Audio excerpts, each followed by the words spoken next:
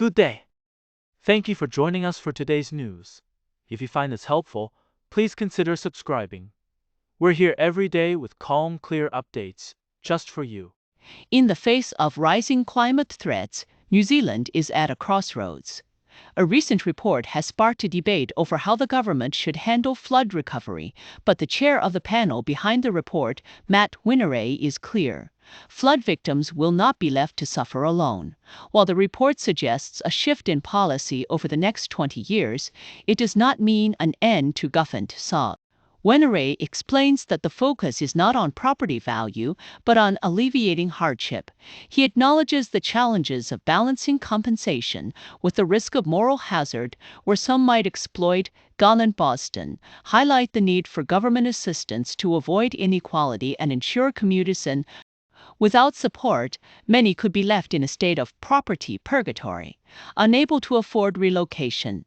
The Environment Ministry is working on a more sustainable model, but the details remain unclear. One thing is certain, as the government gradually steps back from automatic buyouts, it will still play a role in helping those affected by climate change. Peter Ryan, a celebrated journalist and longtime ABC stalwart, has passed away at the age of 64, leaving behind a legacy that will resonate through the world of journalism for years to come. Known for his groundbreaking motion, Ryan was a trailblazer in business journalism.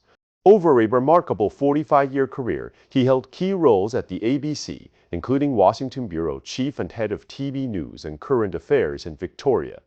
His impact extended beyond the newsroom as he mentored countless colleagues and left a profound mark on Australian to be passionate, proud. His words of wisdom, paired with a career of excellence, have cemented his place as one of the most influential figures in Australian journalism. Tributes from former colleagues and leaders in government highlight the depth of his contributions. Legacy of integrity and dedication to truth will continue to inspire future generations. In a historic moment for women's football in the Pacific, the Solomon Islands and Samoa made their mark at the 2025 OFC Women's Nations Cup. The Solomon Islands claimed their first-ever title by defeating Papua New Guinea in a dramatic final that went into Jamina David's goal, sealed the victory, sending the Kraka New Guinea in a draw by women's. Meanwhile, Samoa achieved their best-ever result by beating the Fijian hosts 2-0 in the third-place playoff. This tournament was a showcase of talent and resilience from across Oceania, with both teams leaving a lasting legacy on the sport. Their performances have inspired a new gen is on the rise. Leon Foster, a resident of Great Barrier Island, survived a dramatic 10-hour ordeal after his car plunged 20 meters off a cliff. Thanks to the quick actions of a local jogger and the efforts of emergency reports of equipment, his story highlights the importance of community support and the bravery of first responders. Prime Minister Christopher Luxon is taking a bold stance on the National Certificate of Educational Achievement, or NCEA, a key part of New Zealand's secondary education system. In response to a recent government report that exposed serious flaws, Luxon says the changes could be profound. He's not holding back, emphasizing that the government is ready to act and everything is on the table when it comes to reform. The report raised concerns that the flexibility of NCEA allows students to choose easier assessments, potentially leading to a system that doesn't prepare students adequately for the future. Luxon has heard directly from parents, teachers, and principals who all share the same worry. Are New Zealand students as well educated as their counterparts in other countries? He's pushing for an education system that's globally competitive and equips students with the skills they need for the modern workforce.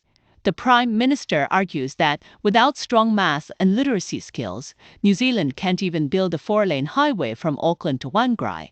Education Minister Erica Stafford has already announced a $120 million extra in new classrooms on the horizon. The coming months will be crucial in shaping the future of New Zealand's A tragic incident in Hamilton has left a 20-year-old man dead after a scuffle at a small DJ event turned into a violent confrontation. The bar owner described how the situation escalated rapidly, with a vehicle contained when two groups from the event moved into a nearby car park, leading to a fight that ended in a fight. Police have launched a homicide investigation, calling the incident a senseless act of violence. The victims included 3 injured in the hospital. Authorities are working to find those involved and recover the weapons used. The community is reeling from the tragedy, raising questions of one-state measure. The New Zealand government is under mounting pressure as homelessness and rough sleeping continue to rise.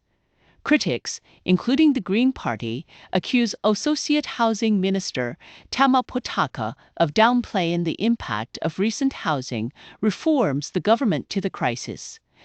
Data from local providers indicates an increase in rough sleeping in cities like Hamilton, Auckland, and Wellington. Green Party spokesperson Tamitha Paul has called for an immediate review of how some policies are exemplary in cost to emits. Sorted. The All Blacks have secured a 3-0 series win over an understrength French team, but the performance has shown both strengths and areas for improvement. Key players like Will Jordan and Artie Savia stood out, but the team must address inconsistency and raise their level of play for the Rugby Championship. With a crucial Tuagam tour in Argentina and matches against the Springboks ahead, the All Blacks must continue to develop and innovate to maintain their dominance in world rugby.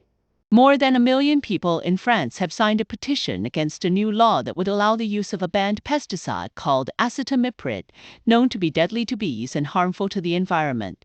The law, named after the conservative lawmaker who proposed it, has sparked outrage among environmentalists, beekeepers, and scientists. The pesticide was banned in 2018, but remains legal in the European Union.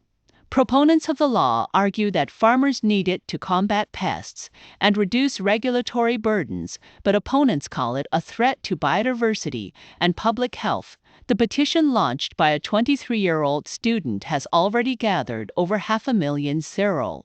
While the law has not yet come into effect, the massive public support has led to calls for a parliamentary debate and even a potential reconsideration by President Macron. As the debate continues, the voices of millions of French citizens are making it clear that the environment and public health must not be sacrificed for the sake of New Zealand's inflation has climbed to 2.7% over the past year, but the quarterly increase was lower than expected, sparking discussions about how cushion the impact of rising costs in other areas like food and local authority rate petrol and food at core inflation, which excludes volatile. While annual inflation is expected to rise above 3% in the coming months, core inflation has been trending down, staying within or near the RBNZ's target range. The cultural services camming subscription costs, however, uncertainty remains around description challenge, poor and true.